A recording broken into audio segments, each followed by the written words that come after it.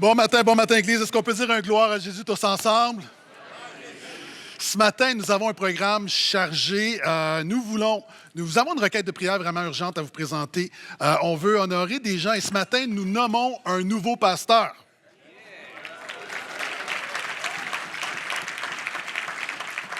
Donc, la prédication sera écourtée et tout le peuple de Dieu dit...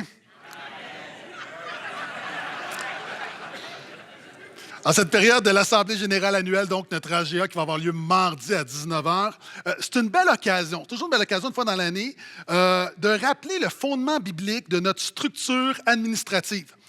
Et je sais que lorsque j'ai dit structure administrative, tout le monde est devenu excité. Et puis il faut comprendre, structure administrative, administration, il y a le mot ministère à l'intérieur. Et c'est important de se rappeler qu'est-ce que la Bible dit sur la gouvernance de l'Église locale, qui a l'autorité finale dans l'Église. Et j'ai déjà enseigné là-dessus et rapidement, il y a 4 modèles. Dans les églises, il y a 4 modèles au niveau du gouvernement d'Église. Il y a le modèle épiscopal, qui vient, c'est une personne, un surveillant qui a la responsabilité de l'autorité finale. Par exemple, au Québec, dans le milieu catholique, c'est l'évêque qui décide tout. Donc, il y a une personne, c'est le modèle épiscopal. Ce qu'on connaît également, c'est le modèle qu'on pourrait dire presbytérien, où les pasteurs des différentes églises vont nommer des présidents d'associations, de dénominations. Donc, c'est la dénomination, l'association d'église qui a l'autorité finale sur ce qui se passe dans l'église. Une des dérives qu'on voit également dans nos églises, c'est qu'il y a le modèle monarchique, où c'est le pasteur qui gère tout. J'ai vu quelqu'un dernièrement qui disait « Le pasteur a donné l'église à son fils ». Ouais. Comment? C'est pas ton église, c'est l'église de Jésus. Et l'église, c'est pas une monarchie, c'est pas un bien qu'on transmet, c'est le peuple de Dieu qui décide son pasteur. Est-ce que je peux entendre amène à ça? Donc, et le modèle qu'on croit au portail, qui est le modèle biblique, c'est qui s'appelle le modèle congrégationaliste, c'est-à-dire que l'autorité finale dans l'Église, c'est les membres, c'est la congrégation, c'est l'Église. Jésus a dit, un verset qui est souvent mal compris, « Lorsque 2 ou 3 sont réunis à mon nom, je suis au milieu d'eux. » Matthieu 18, le contexte de discipline d'Église, donc on parle d'autorité spirituelle. Paul reproche non pas au pasteur, mais à l'Église de Corinthe, alors qu'il y a quelqu'un qui se dit chrétien, qui apporte le discrédit sur le nom de Jésus, qui couche avec sa belle-mère, qui fait du trouble dans l'Église. L'apôtre Paul ne chicane pas les pasteurs. Il chicane l'Église. Les membres de dire « Hey, vous êtes là, vous voyez quelqu'un qui déshonore le nom de Jésus, puis personne ne dit rien. » Paul va reprocher à l'Église qu'il y a des pasteurs qui enseignent toutes sortes d'affaires, toutes sortes de niaiseries, je paraphrase, puis l'Église est comme « Amen, Amen ». L'apôtre Paul va dire, on vous annonce un autre évangile, vous êtes responsable en tant qu'enfant de Dieu de discerner si ce que vos pasteurs vous enseignent, c'est l'évangile de la bonne nouvelle de la grâce. Puis on voit à un moment donné, même dans la parole de Dieu, il y a des votes, tout ça. Donc, une des premières choses qu'on voit lorsqu'il y a des églises est implantées, c'est qu'on nommait des pasteurs. Un pasteur ancien, c'est la même chose dans la Bible, c'est des synonymes. Et lorsqu'il y avait des pasteurs, les pasteurs avaient la responsabilité de reconnaître les membres, donc les enfants de Dieu nés de nouveau, Matthieu 16, pouvoir de lier, de délier. Et l'Église, à son tour, votait pour avoir des administrateurs, donc des diacres, diaconesses, littéralement des serviteurs, pour épauler l'équipe pastorale dans sa charge en s'occupant de certains volets plus administratifs. Tu vois ça dans Acte 6. Tu es toujours là, dis Amen. Maintenant, quand on dit que le modèle, l'autorité ultime dans l'Église, c'est les membres, ça ne veut pas dire que l'Église locale est une démocratie. Ça ne veut pas dire ça. Il y a des églises qui font voter les membres pour tout. Si on fait voter tout le monde pour tout, on ne va jamais rien faire. Par exemple, si on choisit de mettre un tapis, il y a une église comme ça qui voulait mettre un nouveau tapis. On a demandé quelle couleur vous voulez. La moitié voulait un tapis noir. L'autre moitié voulait un tapis blanc. Et on finit avec un tapis gris. Ce n'est pas une bonne manière de prendre soin de l'Église locale. Donc, c'est pourquoi les pasteurs ont beaucoup d'autorité, mais nous n'avons pas toute autorité. Tu as le droit de dire Amen. Tu as le droit de dire Amen. Donc, comme on dit souvent, puis je reprends l'image de Mark Dever, si l'Église est une voiture, on se rappelle que c'est la voiture de Jésus. Ce n'est pas ma voiture, ce n'est pas ta voiture. Les pasteurs, on a les mains sur le volant, mais l'Église, les membres, ont la main sur le frein à main. Ultimement, c'est quelque chose qui ne fonctionne pas au portail. Les membres, vous avez l'autorité ultime. Vous avez le pouvoir, et je suis toujours nerveux de le dire, vous avez le pouvoir de me congédier. «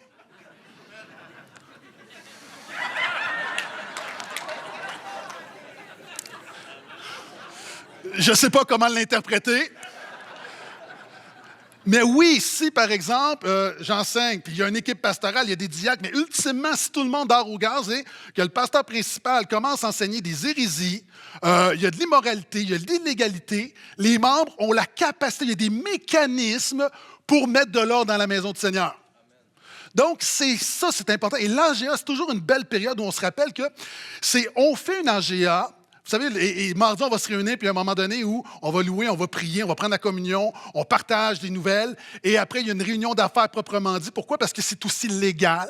Hein, la Bible nous dit de se soumettre aux autorités. Et une église, c'est pas juste une entité spirituelle, c'est selon la loi, c'est une corporation religieuse, donc on est tenu d'avoir une AGA, mais au travers de cette AGA, ça nous permet d'honorer des principes bibliques de transparence, où les pasteurs présentent des rapports, où vous avez le droit de poser des questions et où vous votez pour des diacres diaconesses qui vont siéger sur le conseil d'administration de l'Église. Est-ce que quelqu'un peut dire Alléluia? Donc, même si c'est des finances.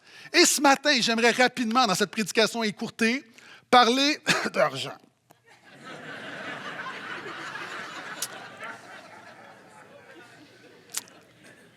Parler d'argent. Puis là, il y a des gens, je suis sûr que quelqu'un ce matin, tu es invité pour la première fois, tu dis, bon, il parle toujours d'argent. Non, c'est parce que tu viens pas au portail.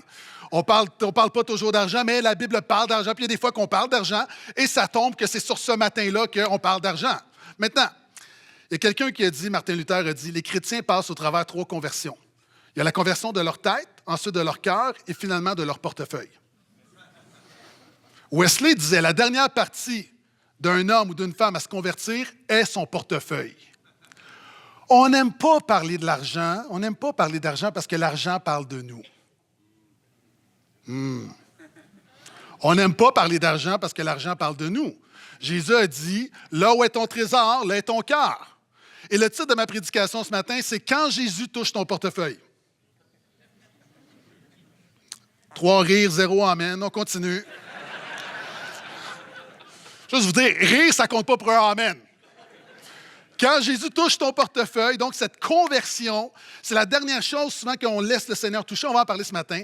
Donc, si tu as une Bible, ouvre avec moi dans 2 Corinthiens, chapitre 9, versets 6 à 15.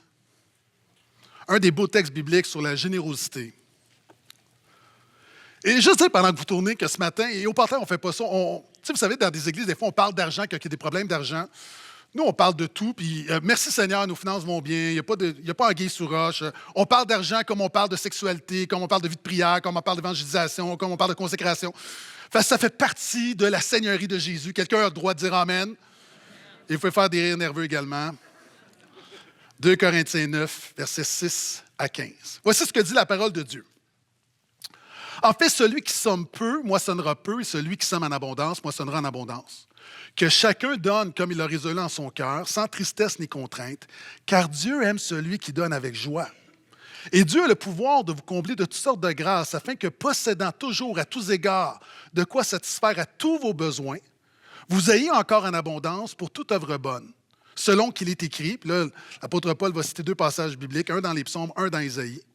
Il a répandu ses bienfaits, il a donné aux indigents, sa justice subsiste à jamais. Celui qui fournit de la semence au semeur et du pain pour sa nourriture vous fournira et vous multipliera la semence, il augmentera le fruit de votre justice.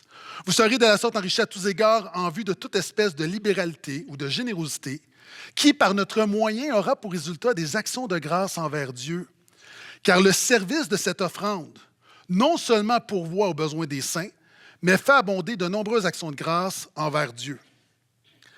Vu la valeur de ce service et glorifiez Dieu au sujet de votre obéissance à confesser l'Évangile du Christ et de la libéralité de votre communion envers eux et envers tous.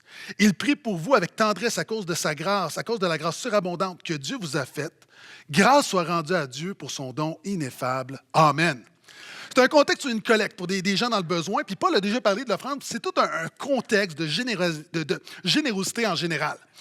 Et ce qu'on voit là-dedans, il y a des principes où, quand Jésus touche ton portefeuille, la conversion de ton portefeuille, il y a comme une transition qui prend place. Et une des premières positions, c'est que tu cesses de te voir comme un donateur et tu commences à te voir comme un disciple. Alors que nous donnons, nous sommes plus que des donateurs. Vous savez, être un donateur, c'est ce que tu fais. Un disciple, c'est ce que tu es. Quand on parle d'argent, on ne le voit pas comme, voici ce qu'on peut donner, mais on le voit comme ça fait partie de la vie du disciple. Quelqu'un devrait dire Amen. Il Il y a une différence entre ce que tu fais et ce que tu es. Hein, il y a plusieurs hommes, on a vécu la même chose. C'est au Carrefour Laval. Ta femme a quelque chose à valeur, elle veut aller dans un endroit, tout ça, elle a les mains pleines, puis elle te donne son sac à main, sa sacoche. Tu tiens sa sacoche, puis elle s'en va. Est-ce que je suis seul à ne pas être totalement à l'aise? Hein, il y a une réalité, puis en même temps, c'est ce que je fais, c'est pas ce que je suis. Puis là, il y a des gens, vous êtes tellement sûrs dans votre virilité que ça ne vous dérange pas. Mais moi, de tenir le sac à main comme ça puis de me promener, je ne sais pas, je ne l'assume pas totalement. Puis il y a une réalité dans l'argent, là, ce qu'on donne, ce n'est pas quelque chose qu'on fait, c'est quelque chose qu'on est. Parce qu'on sait, la Bible enseigne le pouvoir de l'argent. Et l'argent est un merveilleux serviteur, mais il est un rival à Dieu. Jésus a dit, nul ne peut servir 2 maîtres. L'argent peut être toxique. Paul va dire que l'amour de l'argent, hein, il y a des chrétiens qui, l'amour de l'argent a contaminé leur foi. Même il y a des gens qui gagnent tellement d'argent qu'ils se perdent, qui perdent leur âme. Jésus a dit, comme il est difficile pour un riche, quelqu'un qui a les moyens, d'entrer dans le royaume de Dieu. Et c'est pourquoi lorsqu'on donne, à chaque fois que nous donnons pour l'œuvre de Dieu, qu'est-ce qu'on dit? On dit à Mammon, tu n'es pas mon Dieu, Jésus est mon Dieu. Donc c'est une déclaration de foi. Et on sait que nos dépenses, et en général dans la vie, révèlent les priorités de notre cœur. Là où est ton trésor, là sera ton cœur. Si on veut connaître tes priorités spirituelles, simplement ton relevé bancaire révèle tes priorités spirituelles. Et la réalité, la Bible dit que l'argent est un test également. Jésus a dit, si vous êtes fidèle dans les biens matériels, comment pensez-vous qu'on va vous confier des biens spirituels?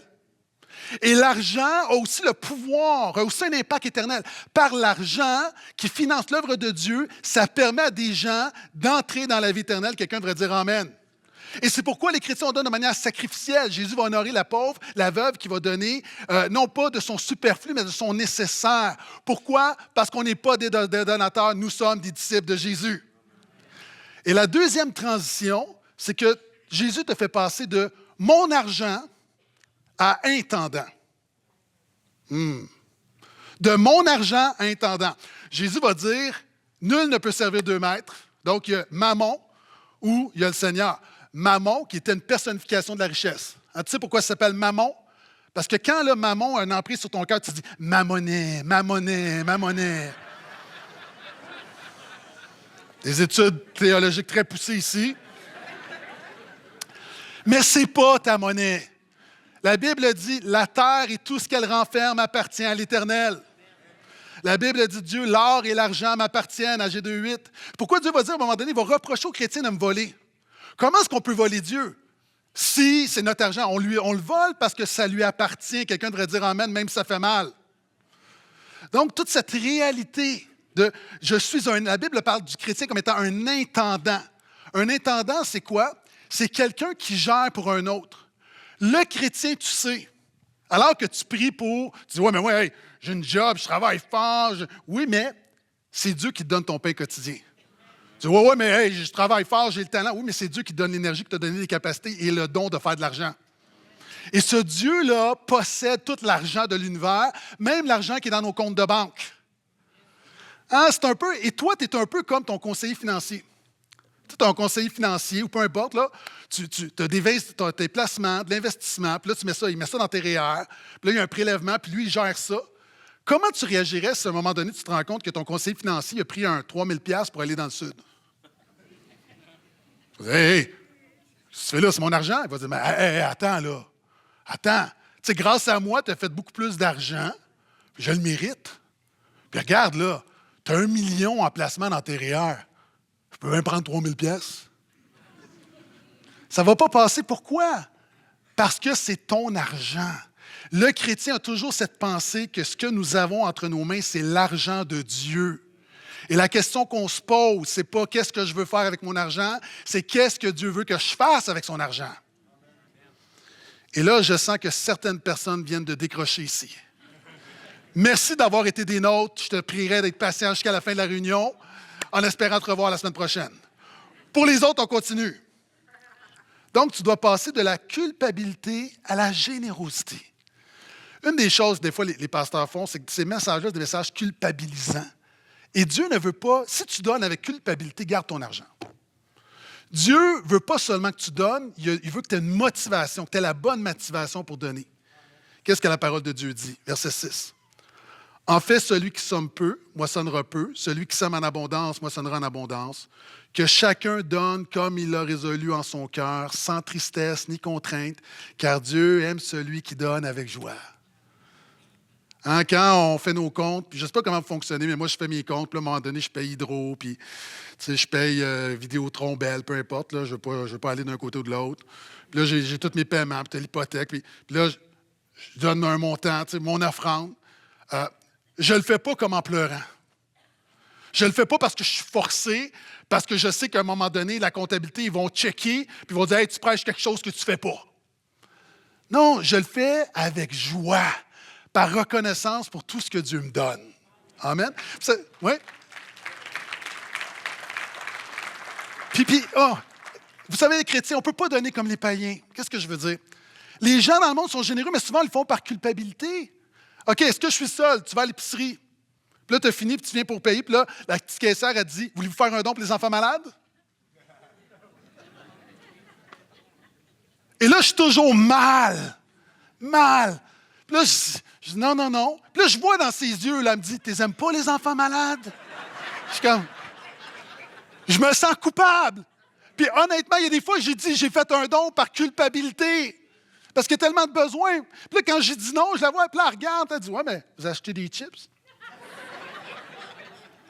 Vous savez, on peut donner par culpabilité, mais ce n'est pas la bonne manière. Dieu aime celui qui donne avec joie. Amen. Et tu dois, le chrétien, lorsque Jésus touche ton portefeuille, il y a une conversion qui prend place. Tu passes de pourboire à pourvoir. Trop de chrétiens voient leur offrande comme un type que tu donnes à ton église locale. Ouais, une bonne louange. Bonne louange. Ça mérite un bon petit 20$. Hey, le pasteur était drôle le matin. On va l'encourager. Une offrande, ce n'est pas un pourboire. Est-ce que je peux entendre amen à ça? C'est pas, vous savez, une offrande n'est pas un pourboire à ton église locale, mais une manière de pourvoir à l'œuvre de Dieu au travers de ton église locale.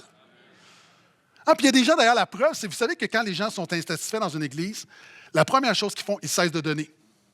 Pourquoi? Parce que tu vois ton offrande comme un pourboire. Tu es fâché contre le pasteur, tu es fâché contre le CA, tu es fâché contre les gens, fait que tu dis, en tout cas... Mais ce n'est pas à l'Église que tu donnes, c'est à Jésus, c'est pour l'œuvre de Dieu. Donc, souvent, on a cette mentalité-là. Et le chrétien, la mentalité de son offrande, ce n'est pas comme un pourboire, c'est pourvoir. Imagine à la maison, je ne peux pas gérer ma maison comme je gère le restaurant. Hein, ma femme, hier, me prépare un beau souper. Je dis, hey, c'est très bon, je donne un petit 5$ sur la table. Non, tu sais, que je peux pas, c'est pas comme ça que ça fonctionne. C'est que dans ma maison, si je ne prends pas soin de ma maison, personne ne va prendre soin de ma maison. Portail, si nous ne prenons pas soin de notre Église, de personne, ce n'est pas le gouvernement qui va prendre soin de notre Église. Donc, c'est notre responsabilité. Et merci à tous ceux qui le font. Quand je disais, notre Église, nous sommes privilégiés parce qu'il y a des gens, vous donnez, vous êtes fidèles.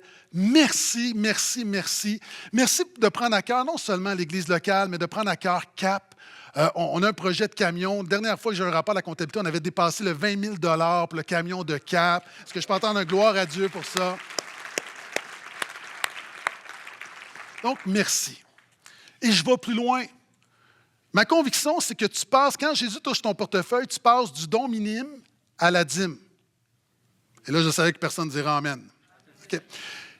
Et encore une fois, la Bible dit que chacun donne comme il l'a résolu dans son cœur. Okay?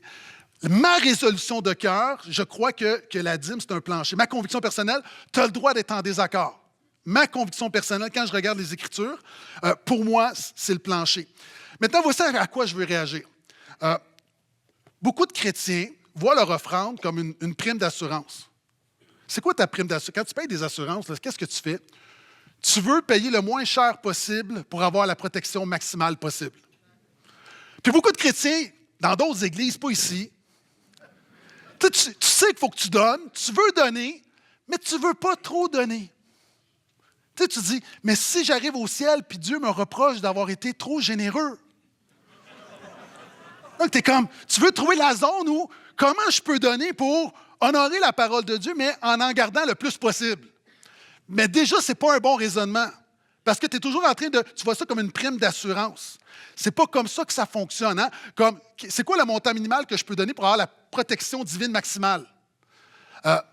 je pense qu'encore une fois, quand tu réalises que le chrétien est appelé à être un disciple, un intendant, à être généreux pour pourvoir, le principe de la dîme, OK? Qu'est-ce que Jésus dit là-dessus?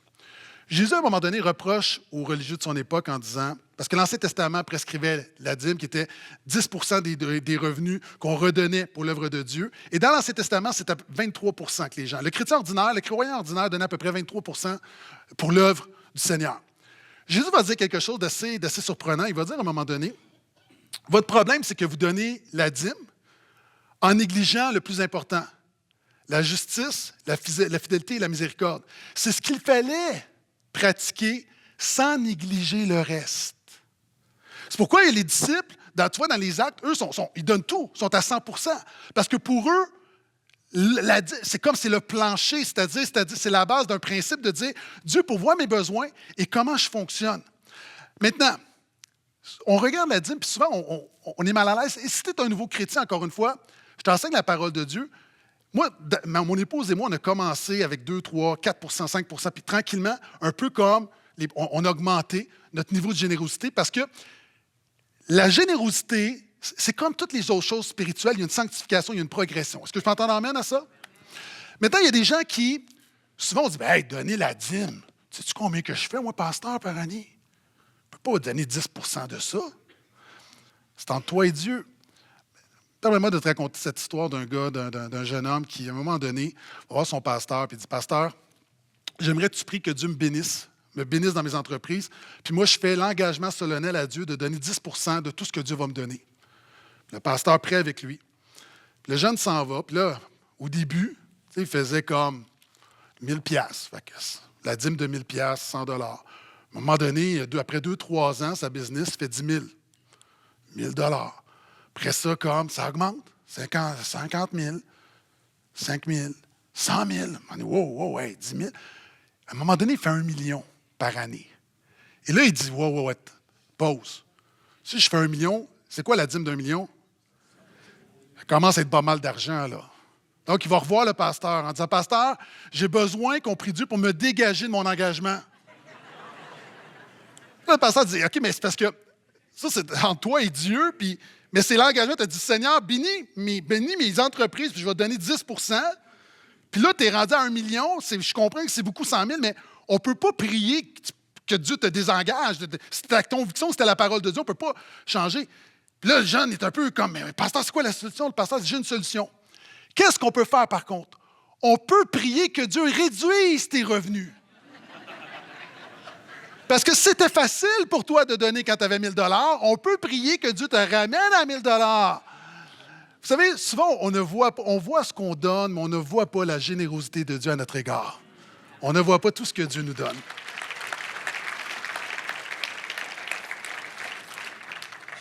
Et moi, j'ai appris que 90 % avec Dieu va plus loin que 100 % sans Dieu. Puis là, je sais, des gens, vous dites, ah, mais c'est pas le bon moment, pasteur. On s'en va dans le temps des fêtes. C'est entre toi et Dieu. Moi, ce que je veux faire ce matin, juste te dire, prie, Seigneur, je veux mettre mon compte de banque sous ta seigneurie. C'est juste ça que je te demande de prier. Mais je comprends parce que c'est jamais le bon moment pour donner. Moi, à un moment donné, je me disais, OK, je voyais la parole de Dieu, je dis, je veux être généreux. Puis là, je regardais, puis là, c'est comme, OK, là, c'est décembre, c'est le temps des fêtes. Bien, Seigneur, c'est pas le bon moment. Puis là, janvier, ben là, il faut payer visa. Puis après ça, février, ben là, c'est la Saint-Valentin. Tu sais, ma femme, quand même, elle mérite un bon restaurant. Puis, OK, bien, dans ce cas-là, on va février, mars. Ah, mais c'est la relâche. On va aller en voyage avec les enfants. C'est pas un bon. Avril. Ouais, avril, c'est parce que là, tu rouvres le terrain, c'est la piscine, c'est les semences, ça coûte cher.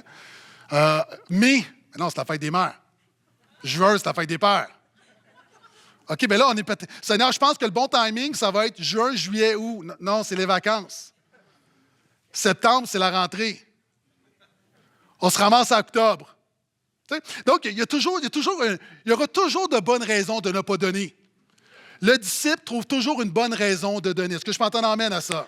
OK, et je termine. Et tout le monde dit amen, amen, amen. Merci Seigneur que c'est un court message.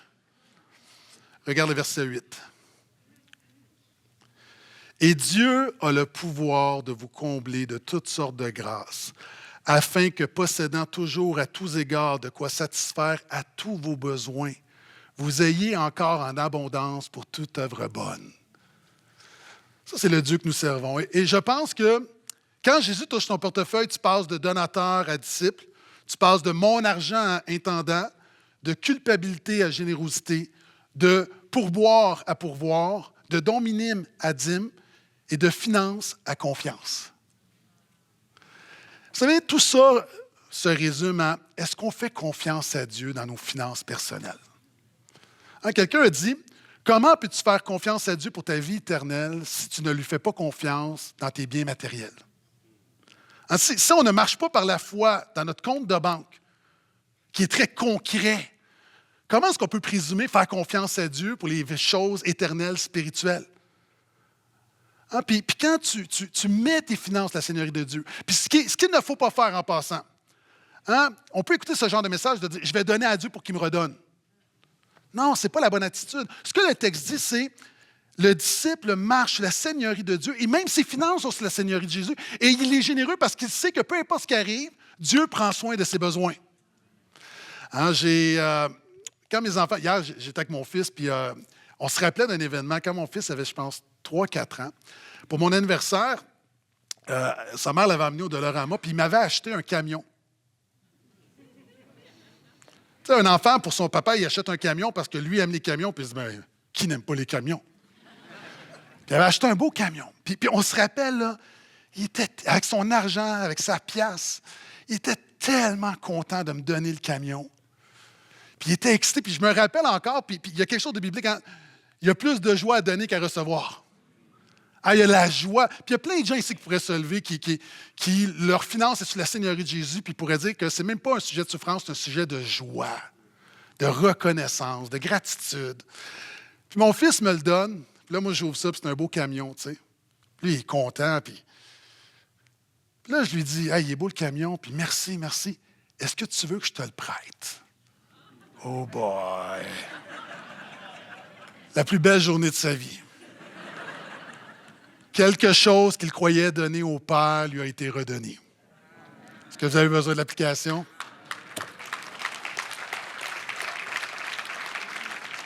Ce qu'on donne à Dieu n'est pas perdu, n'est pas perdu. Mais on n'est pas dans une dynamique comptable, ce que je donne, puis est-ce que... Non, la grâce, la générosité de Dieu dépasse ce qu'il nous donne. Puis souvent, on ne réalise même pas tout ce que Dieu nous préserve. Donc, nous avons un Dieu généreux qui nous appelle à être généreux dans toutes les facettes de nos vies. Est-ce que je peux entendre un dernier amen? C'est la parole de Dieu pour ce matin.